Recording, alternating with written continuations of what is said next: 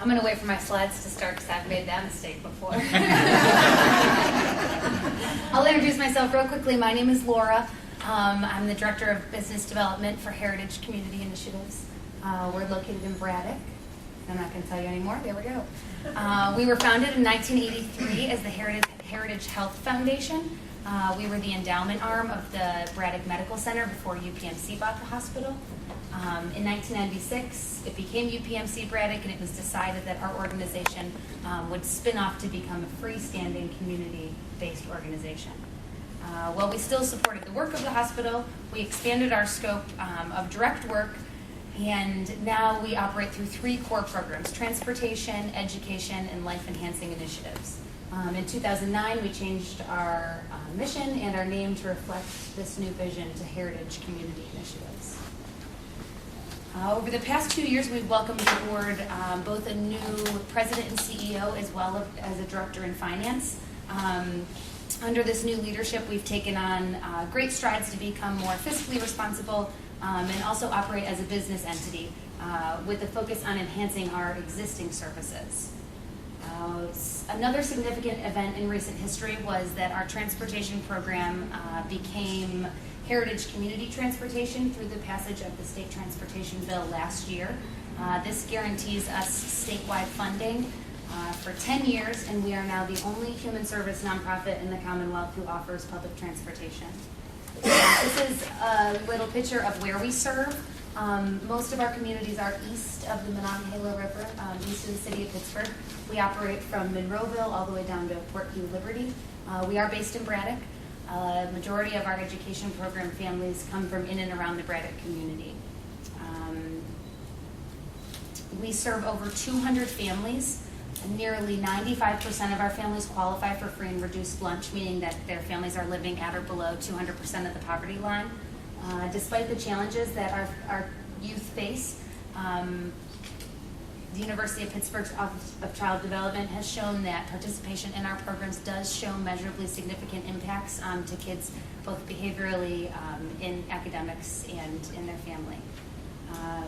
As I mentioned before, we offer programs in education, transportation, and life-enhancing initiatives. Our transportation program brings in $132 million in economic activity every year. We've provided over 820,000 rides. Our education programs serve youth from birth through through grade 8. Right now we have 130 out-of-school time students who are there for the summer, and we also serve 111 preschool students.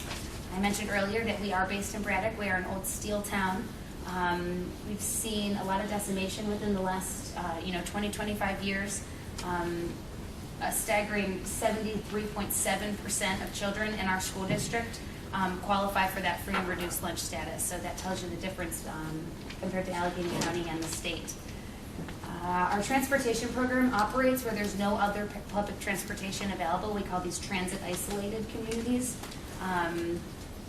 Research has shown that children and families who live in poverty, as ours do, are at risk of school failure. They don't have the resources to purchase quality early education, and they often suffer other setbacks in their lives, which don't allow them to start kindergarten at grade level with their peers.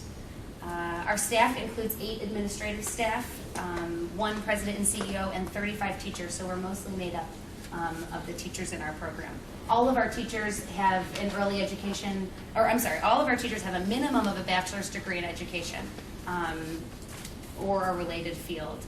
Our board of directors, and this is some of them here, are representatives from local partners in the region, from Dollar Bank to Giant Eagle, the University of Pittsburgh, P.A.C.E, BPU Investments, and area hospitals. Oh my gosh, that goes so quick. I want to tell you so much more. Everybody loves the core capacity assessment tool, and we do too. We learn so much through this, and it's also been circulated through our board members, so we feel like our board members have a much better idea of kind of the work that goes into choosing these processes.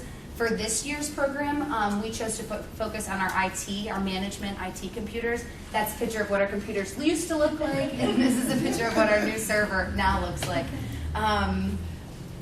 The updated computers provided through P.A.C.E, well, let me go back a little bit. P.A.C.E has done a number of things for us. We've been involved in P.A.C.E for, this is now our 4th year. So the first year we did database and tracking. Our second year we worked on strategic business planning. And our third year we did a big marketing push. So this year we're back to IT. And it's not the software, it's the hardware. Our computers were so old that they couldn't handle the upgraded operating systems. We weren't able to transfer documents to one another. Although P.A.C.E doesn't specifically support program development, well, that's not funding for programs. What we were able to do is through these new management computers, we were able to pass along our computers to our youth, to our teachers. We were able to use them in other places throughout our program, so that made it easier for our teachers to prepare lessons, for our students to be able to use the internet and use Word documents, things that they need for their homework nowadays. Also allowed us to update our time and attendance system so that our teachers are punching in and out on the computer rather than keeping written copies. Where we are currently is that we have not yet purchased the computers. I was told they're being purchased tomorrow, so I'm off the next 2 days, but hopefully when I return on Monday, we will have those new computers. We did update our server a few months ago, so thankfully we now have reliable backup. That is all I have for you guys today, so thank you for taking the time to learn a little bit more about Heritage and ask me any questions afterwards.